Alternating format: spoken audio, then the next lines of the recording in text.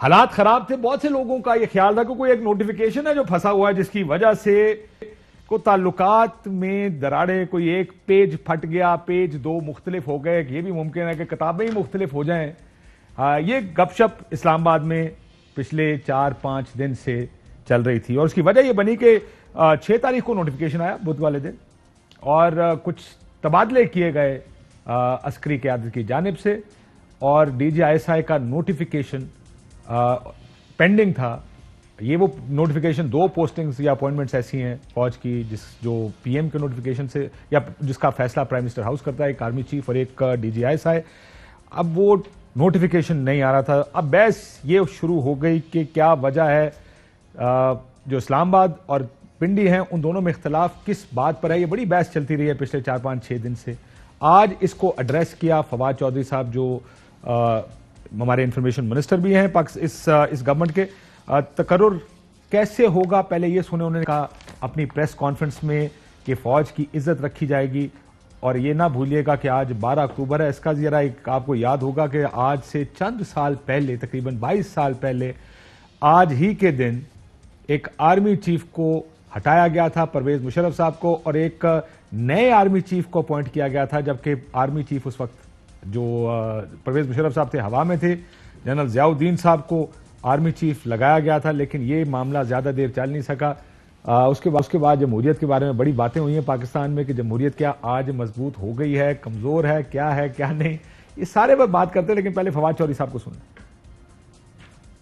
جو کابینہ میں DGISI کے حوالے سے وزیر اعظم نے کابینہ کو اعتماد میں لیا, رات کو وزیر اعظم صاحب کی اور چیف آف آرمی اسٹاف بہت طویل نشست ہوئی. دونوں کا ایک دوسرے سے کلوز کوآپریشن ہے, ایک دوسرے کے ساتھ ایک انتہائی قریبی رابطہ اور تعلق ہے, اور نئے DGISI کی تقرری کے لیے جو قانونی طریقہ ہے وہ اختیار کیا جائے گا.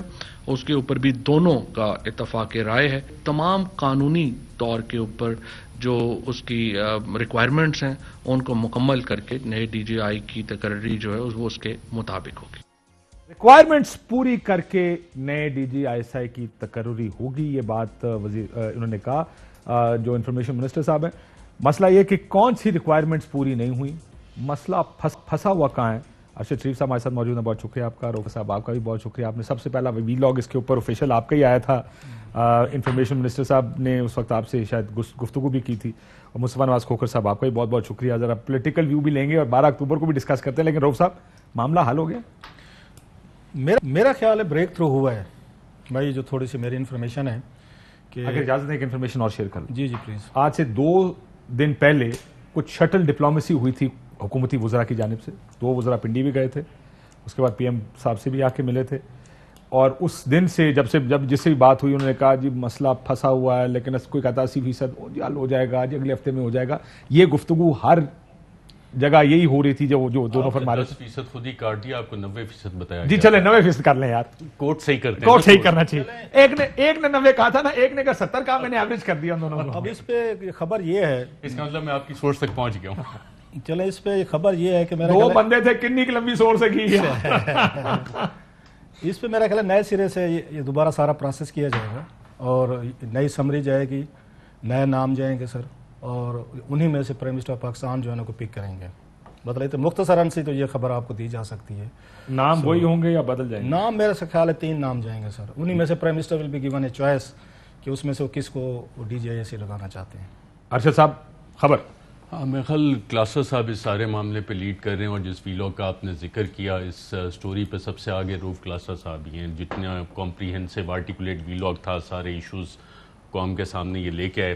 میں ان کے تجزیے سے کافی حد تک ایگری کرتا ہوں کہ شاید ایک نئی سمری آپ بنا کے بھیجی جائے گی. 3 نام اس میں ہوں گے, اور اس میں جو ڈیزگنیٹڈ DGISI ہیں لیفٹیننٹ ندیم انجم, ان کا نام بھی شاید شامل ہوگا, اور اس سمری کو اپروو کر دیا جائے گا تھرو لیگل پروسیس. جو فواد چودھری صاحب نے بات کی ہے وہ سارے لیگل پوائنٹس اس میں کور کیے جائیں گے, اور یہ انڈرسٹینڈنگ شاید ہو چکی ہے, اور جس کو کہا جا رہا ہے کہ ایک ٹیکنیکل لیکیونہ تھا کسی وجہ سے, اس کو اوور کم کر لیا جائے گا. اور اس کا ایک لیگل بیک گراؤنڈ بھی ہے, تو اس پہ آپ ہمارے ساتھ مصطفیٰ کھوکھر صاحب بھی ہیں, وہ بھی بتا سکتے ہیں. مصطفیٰ MPEX کیس تھا جتنی تعیناتیاں ہوتی ہیں وفاقی حکومت کا اس میں رول باقاعدہ طور پہ ڈیفائنڈ ہے، اور آپ کوئی بھی اپوائنٹمنٹ ہوتی ہے اس کی باقاعدہ ایک سمری آتی ہے کیبنٹ کے سامنے، جس میں وفاقی وزراء اور پرائم منسٹر جو کیبنٹ ہے وہ اس کو اپروو کرتی ہے. تو اس حوالے سے ہمارے جو ایگزیکٹو پروڈیوسر ہیں عدیل راجہ صاحب، میں آپ کو کچھ خبر دیتا ہوں باقی اپنے پروگرام میں. انہوں نے لیفٹیننٹ جنرل ریٹائرڈ محمد ہلال حسین، ہلال امتیاز ملٹری، ان سے چند سوالات ان کو بھیجے، اور وہ یہ سوالات تھے کہ جی منسٹری آف ڈیفنس نے کب سمری بھیجی تھی نئے DGISI کی فار اپوائنٹمنٹ. سیکرٹری ڈیفنس ہیں جن کو یہ سوال بھیجے گئے؟ جی سیکرٹری ڈیفنس کو، منسٹر فار ڈیفنس کو بھی بھیجیں، اس کے ساتھ ساتھ انہوں نے وزیر اعظم کے جواب ترجمان آیا؟ کو بھی بھیجیں، وزیر اطلاعات کو بھی بھیجیں، DGISPR کو بھیجیں، کیبنٹ سیکرٹری کو بھی بھیجیں. آپ کو پتہ ہے عدیل راجہ جب کام کر رہا ہوتا ہے تو وہ سارے اینگلز کور کرنے کی کوشش کرتا ہے. جواب آیا کہ نہیں آیا تھے؟ ایک جواب آیا ہے جس میں کافی انفارمیشن ہے، وہ جواب جو ہے میں رات 10 بجے چلاؤں گا انشاءاللہ یہ تعالی. جو اپوائنٹمنٹس اور پروموشنز ISPR کی جانب سے کی گئی اور کہا گیا کہ لیفٹیننٹ جنرل ندیم احمد انجم تاریخ اپوائنٹڈ، اس پہ بتائیں گے مجھے کیا ہے؟ 6 تاریخ اکتوبر اکتوبر. 6 آج کیا تاریخ ہے؟ 2021. آج 12 ہو گئی. آج 12 ہوگی. چلیں ایک اگر اناؤنسمنٹ آ گئی ہے اور آپ سمجھتے ہیں جی رول آف لا اس پہ فالو نہیں کیا اس پہ پروسیجرز فالو نہیں ہوئے. بھائی انفارمیشن منسٹر تو یہ کہہ رہے ہیں نا پروسیجر فالو نہیں ہوئے، اور اس میں اگر آپ نے فردر ریفرنس لینا ہے مصطفی امپیکٹ کیس کے علاوہ کانسٹیٹیوشن پٹیشن نمبر 39 آف 2019 جو چیف آف آرمی سٹاف کی ایکسٹینشن کے حوالے سے تھی، اس میں بھی آپ کو باقاعدہ منسٹری آف ڈیفنس کی سمریز کا ذکر ملتا ہے کہ پہلی سمری، دوسری سمری، پھر سمری چینج ہوئی، کس طرح وہ سارا پروسیس ہو کے وہ ایکسٹینشن ہوا. یہ نوٹیفیکیشن پرائم منسٹر صاحب کے سگنیچر سے ایشو ہوا تھا وچ بیکیم کنٹینشیس، اور پھر سپریم کورٹ نے اس کو کہا، پھر اس پہ قانون سازی بھی ہوئی، اور اس میں ذکر ہے کہ federal government arm forces raise کرتی ہیں، سپریم کمانڈر، اور ساری چیزیں اس فیصلے میں ڈسکسڈ ہیں.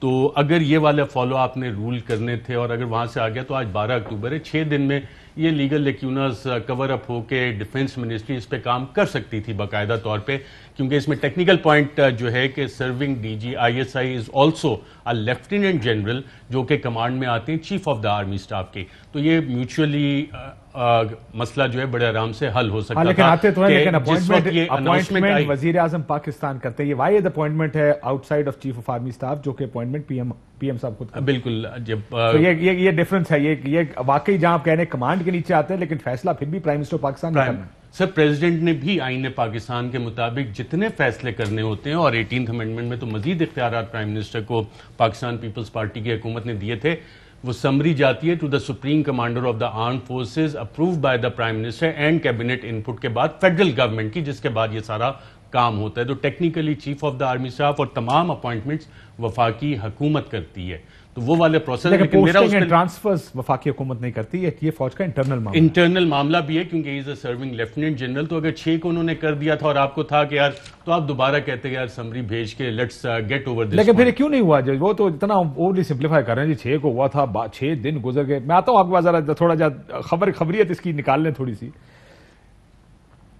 شروع میں تو ملاقات بھی نہیں ہو رہی تھی، آپ بھی آخر کل رات کو ملاقات ہوئی ہے. ملاقات ہوئی ہے نا، نیشنل سیکیورٹی کمیٹی کی ملاقات تھی، اس میں 2.5 گھنٹے کا اجلاس. اچھا، اس میں کیا کیا ہوا ارشد صاحب بتائیے ذرا. اس میں میرا خیال جو پریس ریلیز آیا تھا افغانستان کے حوالے سے، آپ نہیں بتائے گا؟ نہیں، یہ اپنے پروگرام میں نہیں بتائے گا، یہ اپنے پروگرام میں نہیں. دونوں خلاصہ صاحب جو ہے نا وہ کرتے ہیں، تو مجھے تو وہاں تک نہ ایکسس ہے. آپ ایک دم گارڈڈ ہو گئے، الرٹ ہو گئے. نہیں اس کی آپ بتائیں. اجازت ہی نہیں، اس تو زیادہ اجازت نہیں ہے، پر چلتے ہیں اس کے آگے بات کرتے ہیں. لیکن رؤف صاحب یہ معاملہ تو پھنس گیا تھا، بالکل پھنسا رہا ہے، اور یہ شٹلنگ بھی، جیسے میں کہہ رہا ہوں، شٹلنگ بھی ہوئی ہے، کچھ معاملات طے بھی ہوئے بیچ میں، ابھی بھی معاملہ طے نہیں ہوا پر سے. اس میں بھی ابھی سارے کہہ رہے ہیں امید ہے کہ مسئلہ حل ہو جائے گا. ابھی بھی ifs and buts ہیں، ڈیفینیٹلی ابھی سمری بننی ہے، کون سے نام آپ نے ڈالنے ہیں. پھر عمران خان صاحب کو اس میں ایک اپنا فیوریٹ بندہ کون سا ہو سکتا ہے، کیونکہ کوئی بھی پرائم منسٹر ہوگا نا پاکستان کو، اس کے سب سے میجر جو اس کی انٹرسٹ ہوتی ہے، یا آرمی کے اندر جو اس کا کلاؤٹ ہو سکتا ہے، تھوڑا سا انفلوئنس آگے رکھ سکتا ہے یا لابی ہو سکتی ہے، وہ ہمیشہ DGISI ہوتا ہے، کیونکہ وہ آپ کو ملتا بھی ہے، بریفنگ بھی کرتا ہے سیکورٹی پہ، اسٹریٹجک انٹرسٹ، پولیٹیکل ایشوز. وہ چیف کی مرضی کے بغیر بھی مل سکتا ہے پرائم منسٹر، ڈیفینیٹلی، کیونکہ comes under the preview of the prime minister. اس کو ایکسیس ہوتی ہے، ان کے پاس ایکسیس ہوتی ہے، وہ براہ راست ملتے بھی ہیں.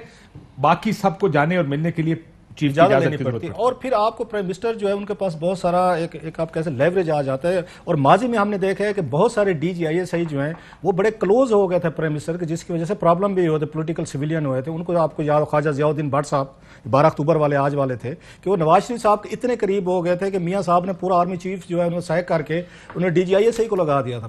پھر آپ کو یاد ہوگا ظہیر الاسلام صاحب کا دیکھنے ان کی کنفرنٹریشن ہو گئی تھی پرائم منسٹر کے ساتھ. سو کہیں پہ لو اینڈ ہیٹ ریلیشن شپ جو ہے نا ان میں آ کے پرائم منسٹر میں اور DGISI میں, یہ بڑا اہم ہے. کوئی بھی پرائم منسٹر ہوگا وہ بڑا سوچ سمجھ کے وہ DGISI لگائے گا. وہ آ کے آرمی چیف یا آپ کہہ سکتے ہیں ٹھیک ہے ان کی ریکمنڈیشن ہوتی ہے اور ان کی بات کو سیریس بھی لیا جاتا ہے, مشاورت ہونی چاہیے ان کی, اس میں ہوتی بھی ہے. لیکن کوئی بھی پرائم منسٹر آئے گا, بینظیر بھٹو صاحب آئے تھے, انہوں نے حالانکہ جنرل کلو کو لگا دیا, ریٹائر ایک آرمی کا ایک بندہ لے کے, حالانکہ بالکل نئی تھی 88 میں ٹوٹل اس میں نیو تھی, انہیں تو حکومت کو پتہ ہی نہیں تھا زیادہ, پھر بھی انہوں نے اپنا بندہ لگانے کی آگے کوشش کی. اور اس وقت میرا جنرل حمید گل صاحب کو ہٹا کے انہوں نے ملتان بھیج دیا تھا وغیرہ وغیرہ. سو یہ کہنے کا مطلب یہ ہے کہ عمران خان صاحب جو ہیں انہوں نے جس طرح کا ریئیکشن دیا ہے, میرا خیال ہے اب اس کی توقع نہیں یہ ہو رہی تھی جو ارشد بات کہہ رہے تھے, اس سے بڑی خبر بنی ہے, اس سے بڑی سٹوری, کیونکہ لوگ یہی کہہ رہے تھے کہ جناب کے خان صاحب جو ہیں تو جناب ان کی کیا جرات, تو وہی والے مجال, ان کی کیا مجال جی جو جہاں سے کوئی اور چلا رہا ہے جی, کوئی اور چلا رہا ہے. مطلب ایک اچھا یہ امپریشن کو ہم نے نہیں کریٹ کیا, یہ ذہن میں رکھیں, پھر ہمارے پہ تھوپ دیں گے, میڈیا کا کام ہے یہ انہوں نے خود کیا. کیونکہ خان صاحب نے ہر دفعہ کہا جناب کہ آرمی چیف کی ملاقاتیں فلاں سے ہوئی ہیں, مجھ سے پوچھ کے کی, اپوزیشن سے ملتے ہیں مجھ کے پوچھ کے ملتے ہیں, انہوں نے کہا میڈیا سے ملتے ہیں مجھ سے پوچھ کے ملتے ہیں, بزنس مینوں سے ملاقاتیں کرتے ہیں مجھ سے پوچھ کے ملتے ہیں.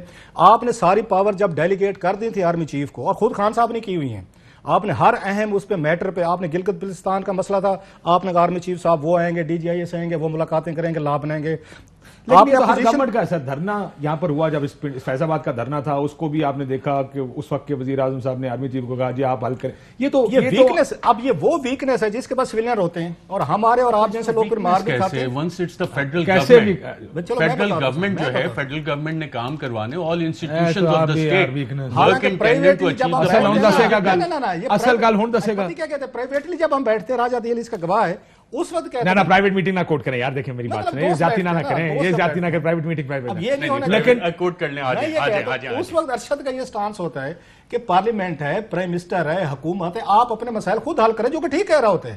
آپ اس وقت ہیلپ لے رہے ہوتے ہیں, اس میں بھی ہیلپ جو ہے جو فیڈرل گورنمنٹ ڈیفائنڈ ہے آرٹیکل 243 آف دی کانسٹیٹیوشن, اس میں افواج پاکستان حصہ ہے حکومت کا. سر پولیٹیکل ایشوز میں تو نہیں ہے نا. پارلیمنٹ ان کے دور میں آ کے جنرل پاشا نے اس وقت آ کے بریفنگ دی تھی, جنرل کیانی نے دی تھی, سارے مسائل حل ہوتے ہیں, وہ تو انویٹیشن آتے ہیں. آرمی چیف کا یہ کام تو نہیں ہے نا کہ وہ جا کے پولیٹیشین سے GHQ میں ملاقاتیں کریں, وہ آرمی میس میں ملاقاتیں کریں, ISI میس میں ملاقاتیں کریں, یہ آرمی چیف کا نہیں ہے. ہاں DGISI کا ہو سکتا ہے کہ ذوالفقار انٹرسٹ اور نیشنل سیکیورٹی کے معاملات آ رہے ہوں گے, لیکن بریف اگر کرنا, دیکھیں کئی دفعہ جب پارلیمنٹ میں انڈیا کا معاملہ ہوا تو تمام لیڈرشپ کو بلا کے بریف کیا گیا تھا کہ انڈیا کے ساتھ جو جہاز گرائے تھے ہم نے انڈیا کے, کہ کیا ہو سکتا ہے اس میں, کیا کیا ہونا چاہیے. 2 چیزیں ہیں, سیکیورٹی ان پٹ تو ان کی طرف سے آئے گی.